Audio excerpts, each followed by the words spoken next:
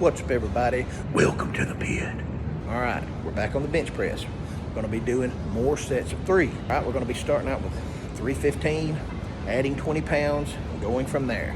20 pounds, another set of 3, 20 pounds, another set of 3. Now, the last chest workout, we got all the way up to 395, and I could only get it for a set of 2.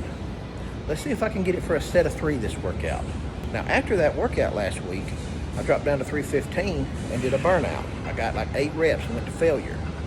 So that was 2 failures that I went to last week. One on the 395 for that 3rd set. One on that 395 set for that 3rd rep. I didn't finish it. I had to have help. And then when I dropped down to 315 for my final burnout set, I went to failure on it.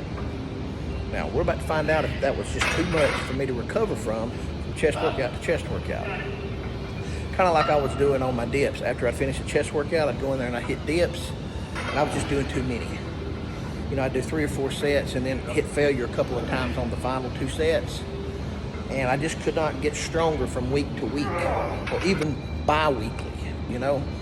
All right, I'm learning. A 375 was all I wanted. I mean, like, I couldn't have got another rep on that 375. I know that. Not by myself.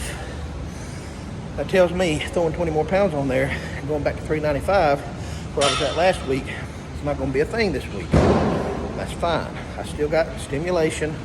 It's all good. That lets me know, hey, I went to failure at 395 last week, dropped back and went to failure at 315. I'm not going to go back to failure. I'm not going to go to failure with 315 again today. I'll drop back to a weight, say, I don't know, 335, 345, something like that. Hit it for a set of 3 to 5. Not go to failure. That'll reduce the volume, but keep the weight heavy.